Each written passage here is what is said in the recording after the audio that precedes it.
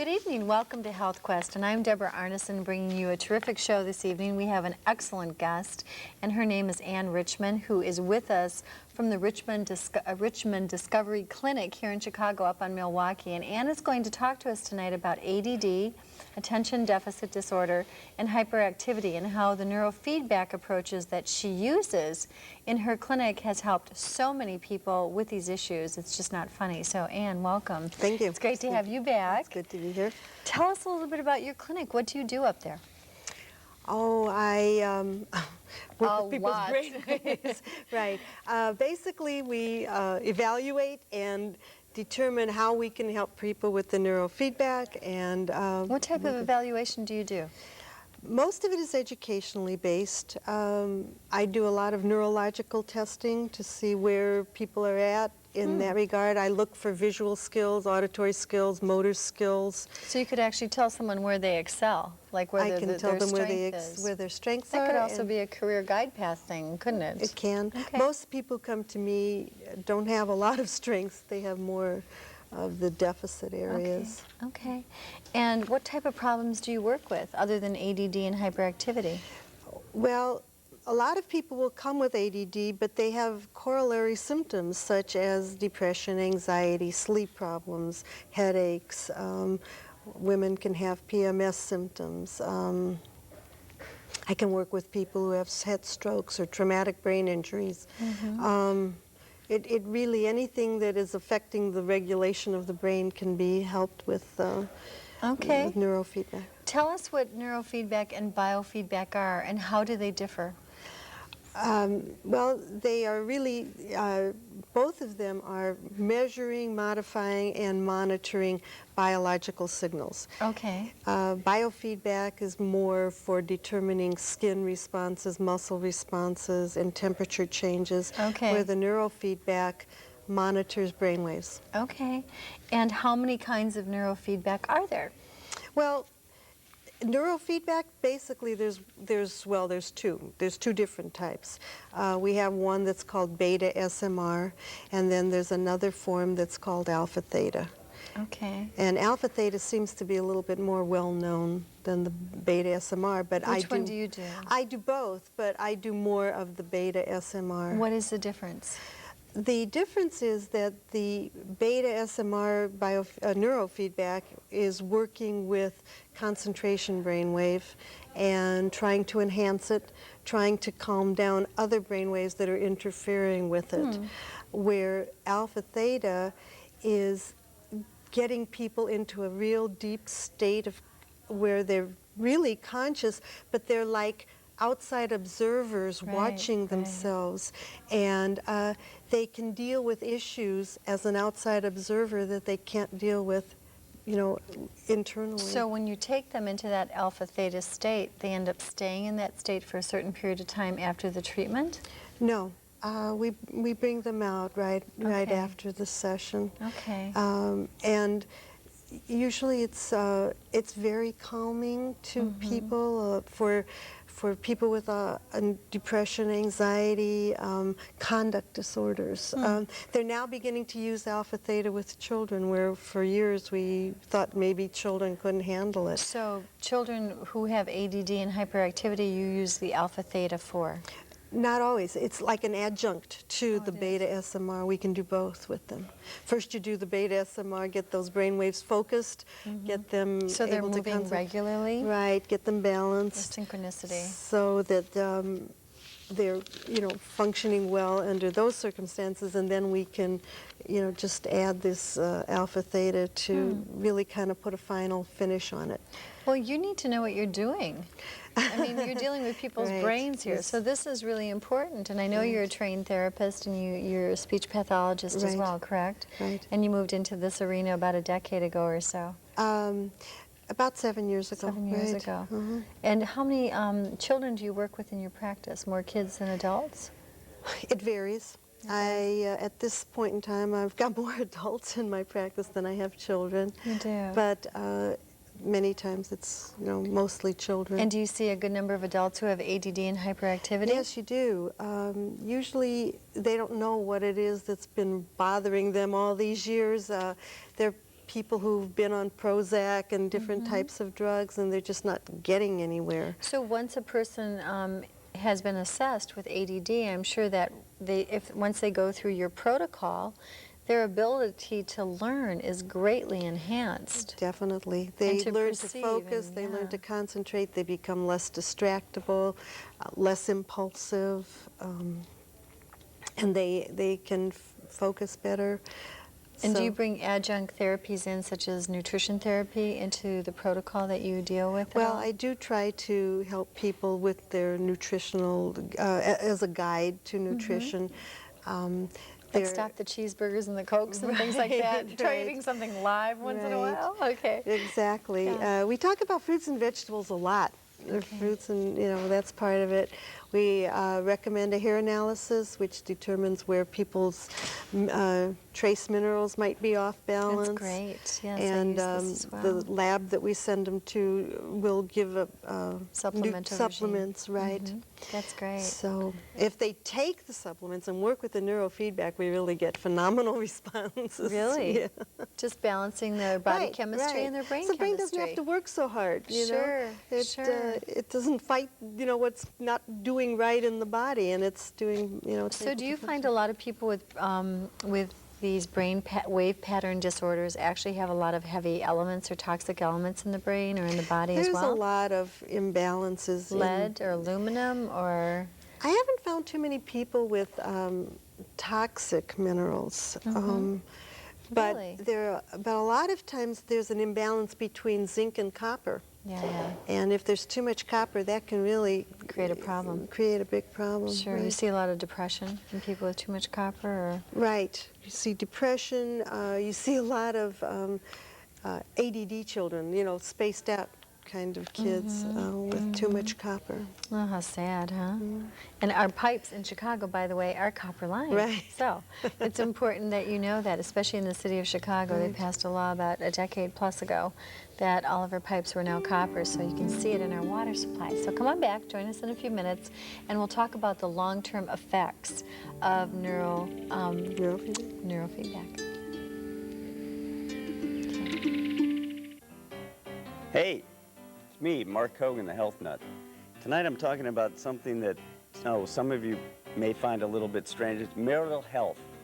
Now, some people may think that marital health is an oxymoron, but Mitch Messer from, surprisingly, the Anger Clinic has the answers in his book. And it's really sort of interesting because what we find in relationships when two people get together, whether it's marriage or not, is that a lot of attitudes and behaviors from their past come back to haunt them, especially when they get into conflicts, and especially when they're dealing with their own anger. And what Mitch says in his book is that a lot of times the anger has nothing to do with the other person. It's really something that's been triggered from their past that they're dealing with. It's an issue in many cases with their parents, with growing up. And while many of you have dealt with that in therapy, I think Mitch really has a handle on this stuff. Sort of interesting. There are different things like, what are your anger hot buttons? They're different for your partner, they're different for you. What kind of things happened in your childhood? What roles did you take on as a child that you're still playing, in a sense, as an adult child? And really what happens in marriages is you have to deal with moving through this anger period because it'll set up a dynamic where you're not communicating. And if you want marital health, you really have to deal with that kind of situation where two people are really coming from two places, their old childhood and their old belief systems that they learned as a child. So hey, marriage is great. It's a coin flip right now, 50-50, but let's try to create the odds that are a little bit different. And the best way to do that is to work through the problems that you have with your own self, creating an identity that comes from self-worth, and your partner will reflect it and deal with theirs the same way. I'm Mark Hogan.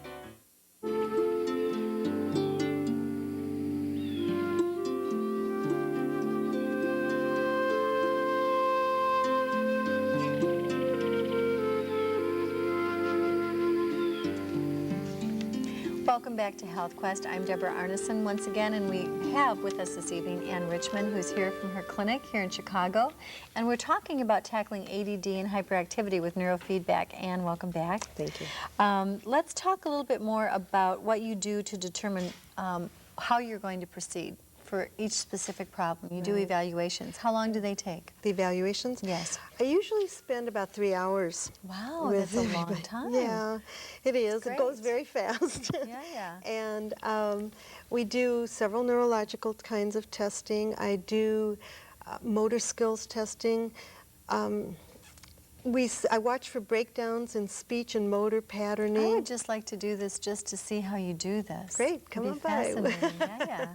It'd be great, it is. And then I really kind of try to, most of my testing is basically performance-based. I do very little in standardized testing, but I do add some standardized testing in to kind of determine whether my estimate of a behavior is, the same as what the Right. standardized testing It's shows. great, so you double check yourself. Right, right. So can you tell our viewing audience what ADD is and ADHD is? ADD and ADHD really have 3 characteristics, and then lots of other symptoms to go with it. It is impulsivity, distractibility, and hyperactivity. And if you can put those 3 together, then you can diagnose attention deficit. That is not my job particularly to do the diagnosis. That's a doctor's position, or a psychologist or someone. But it helps me in how I am able to work with the person and how I'm able to treat them. And So- are there degrees of ADD? Oh, absolutely. Yeah. You can definitely see it. A child who, you've heard of people bouncing off the walls, Sure. and I've experienced a few of those children. And it's totally amazing to see them come in, and truthfully, they can't walk a straight line. They're like walking into the wall, and then they bounce off, and if it's a hallway, they'll hit the other side to some degree. So that's a physical sign of ADD. Yeah, And what it's a about physical- facial expressions? Do a lot of these kids have, like, I don't know, one thing I see with kids, I'm wondering, there was one I was with a child today, and she always has her mouth open. She's always like this. Well, And yeah, the focus issue. Children who do that, first of all, she doesn't have the muscle control to keep her mouth closed. So neurofeedback can work with that. When we work with what we call the beta wave, the beta strengthens and tightens the muscles. So a child like that would benefit quite nicely from that. People who are very, very tense, very tight, will benefit from what we call the SMR brainwave therapy, and that relaxes them and loosens them up. So sometimes you have to do both to get that balance going. Interesting. I would love to come. I'm coming over there. Okay, great. I look so forward to it. Me too. How effective is the current medications that are being used in allopathic medicine for helping people with ADD and ADHD? Medicine can be helpful. It can control some of the hyperactivity. So like the Ritalin products? Right, the Ritalin can do that. It can, But we have side effects, Ann. we definitely have a lot of side effects. Children can't eat. Parents have to make sure that when they give the pills that they give it at a certain time so the child can at least eat dinner. It can interfere with sleep. So medicine can be difficult. What's also very difficult about medicine is that it's always peaks and valleys. You're always working up, and then once you've reached that peak, you're on the way down. And children sometimes are very aware of this, and they hate the feeling. What does the Ritalin do to the brainwave patterns? It does. It calms them or stimulates them as is needed. It doesn't do anything for learning disabilities. It doesn't do anything for conduct, behavior So disorders. it neutralizes them without enhancing, Basically. whereas the neurofeedback neutralizes them and enhances all aspects of learning. Right. That's a good way of And- putting that. I yeah, like yeah. that.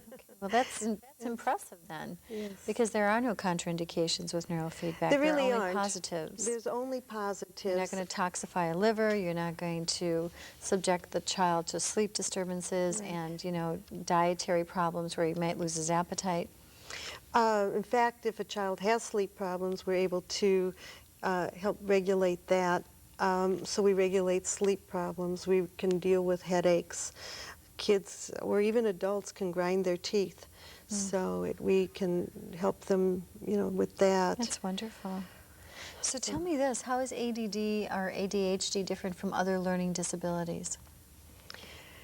Well, learning disabilities are, learning disabilities are sensory perception deficits where a person doesn't have, you know, they have 20/20 vision with their eyes, but their perception of things is not correct. They may look at the blackboard and see a number 3 and write a 3 down on the paper, and then when they look back up again, it's a 5. Really? So, I mean, it could just be that they don't see it all the time. Hearing, I just tested a little boy, and I said, gave him a sentence, and I said, repeat the sentence. And he always left off the first 2 or 3 words of the sentence. So he just didn't hear those first part. So that's a sensory perception. Attention deficit, in my experience, and I don't know if everybody can claim this, but I find that there's always a sensory perceptual difficulty or deficit. And I the think that neurofeedback will help with this. Absolutely. And with other learning disabilities as Right. well. This is wonderful. Motor I can skills. see why you love doing this. So it helps children with motor skills and hand-eye coordination as well. So I have a brother who's really klutzy, and he could come on in and do this, and he could probably play great racquetball or something, right? hopefully. This is great. Okay, we just have a quick minute here, and I'd love to hear some of your case histories, but we're going to have you back for those, okay? We talked a bit about other symptoms like anxiety and depression. Right. And you have evaluations for those as well. They're just part of my my evaluation. Usually I depend on parent or the adult's information on right. anxiety. And hold that thought. We're going to be back here in just a few minutes. Stay with us, ladies and gentlemen. We're going to talk more about ADD and different conditions that affect you and how these can be helped with neurofeedback. So don't go away. All righty?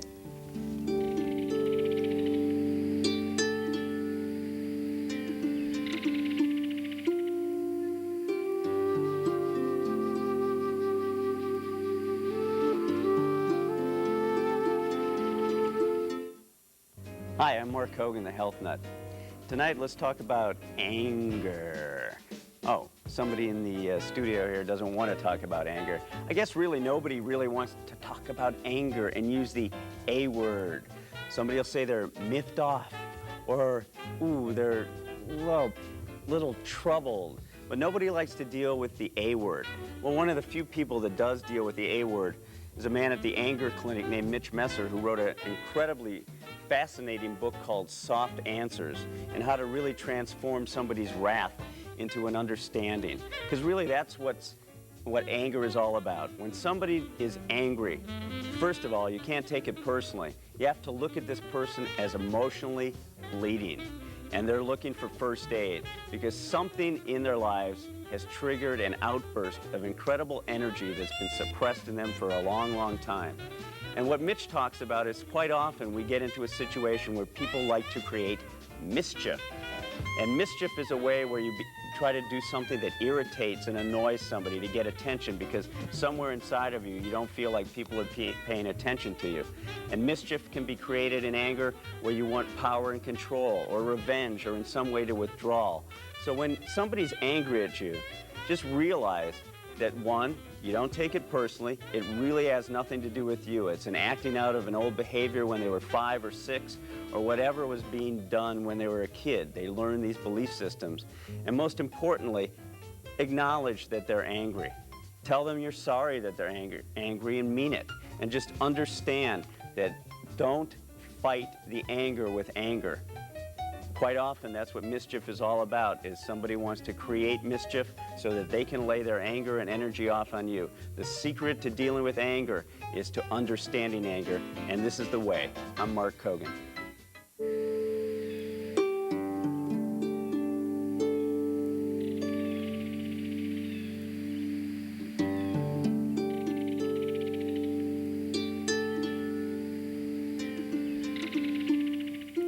Welcome back to Health Quest. Again, we have Ann Rickman with us this evening. We're talking about ADD and neurofeedback modalities of healing the brain waves. So Ann, we were talking during our break here about different people and what you do in regards to neurofeedback. And we were talking about some people sometimes just space out. And I hear this from some of my friends. They're like, oh, I lost time. I don't know what happened. I was driving down the highway. Next thing I knew, I was like 20 miles further than where I started. Is this like they call them brain gaps sometimes, or is this kind of an ADD symptom? Well, if it happens on a very regular basis, Especially it's if an you ADD. end up someplace where you didn't plan to go, right? But we can do that. I mean, it can happen occasionally, and then it's not a problem. But when we do it on a regular basis, if a child's sitting in class and the teacher hasn't quite grabbed their attention, they can be sitting there and they'll be starting to play with a pencil or something and But that totally happened to lose. me in school a lot. I couldn't concentrate for anything. I had a really hard time in grade Did you? school. Yeah, I did. I got better as I got older, but that's Right. interesting. Well, I guess as our brain matures, if there's not a real significant issue going on, then You'll we outgrow do it. outgrow it. And they used to think that children did outgrow attention deficit, but they're finding that adults who are on medications like Prozac and Zoloft and so on are basically probably ADD. people who have attention deficit. Interesting. Tell us about the alpha theta neurofeedback and what is it used for? We only have a minute here, so we have to Okay. zip Alpha along. theta basically is used for addictive problems. That's the main direction that Like we... to alcohol, drugs, Right, medications, right. chocolate, things like We've that. never worked with anybody for chocolate, but I imagine if you consider that an addiction, yes. And we work first with the beta SMR program and then into the alpha theta program. So do you do half of the 40-week series on the beta SMR, Right, and then you move into the Right. alpha theta? Mhm. And sometimes you have to go beyond, 40 sessions. So whatever will work for you, whatever is, best. Are there notable differences in some of these adults and children who do the treatment within a week or two? You can definitely see something. If you've come like every single day of a week, 5 days or 6 days of a week, you can definitely see So you changes. can do this. You can shorten your treatment modality to where Right. it's a consecutive series rather than spread out over months and years or whatever. Right. Okay. I have a summer program where children can come for 8 weeks and they can come every day of the 8 weeks. Sometimes the brain doesn't catch up with the training so fast, and I'll get calls from parents like a month or so later saying, oh, my child got his first B in math and he never had a that's B before. great. That's So it is great. good to hear that. Well, if I decide to go back to school for any reason, I'm going to have this done. Well, as a health professional, you probably just need to do the training for the neurofeedback.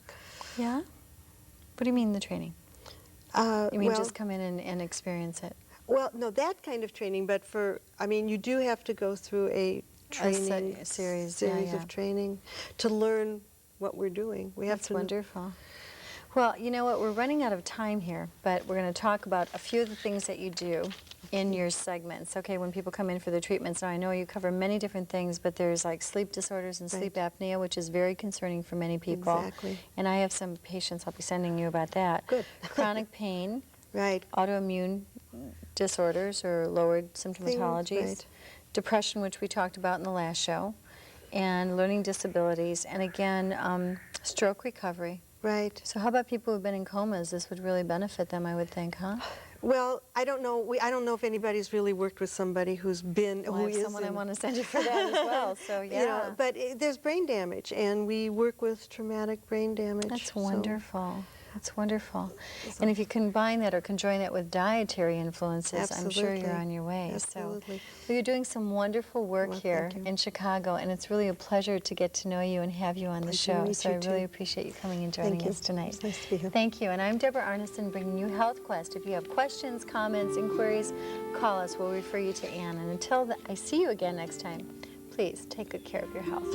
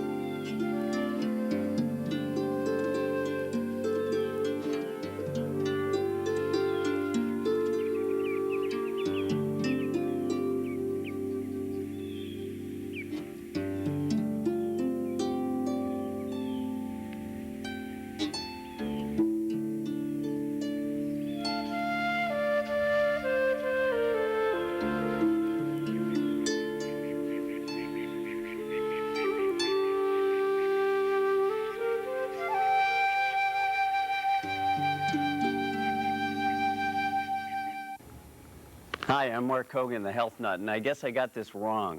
Deborah and Dr. Shambu were talking about panchakarma. I thought they were talking about puncher karma. And when I thought about puncher karma, I thought they were going to bring out some sort of bop doll where you could like punch your bad karma and get rid of it, and your good karma would triumph, and maybe Rocky VI would be all about Rocky Balboa and fighting against his bad karma, or at least some of the bad acting that sometimes has been known to happen in those movies. But really, when it comes down to it, you have to really sort of throw the gloves off when it comes to your health, and especially something like panchakarma, because it's really, karma is an interesting word. It's something that's been tossed around a lot. In the 60s or 70s, people were talking about your karma and everything, but really, and they were saying it was a fad. And it's really not a fad. This is karma has been talked about for 5,000 years, on and off. And when we think about fads, you hear about fad diets, but health is not a fad. And neither is panchakarma, neither is Ayurvedic medicine. The stuff that you're hearing tonight has been around for a long, long time.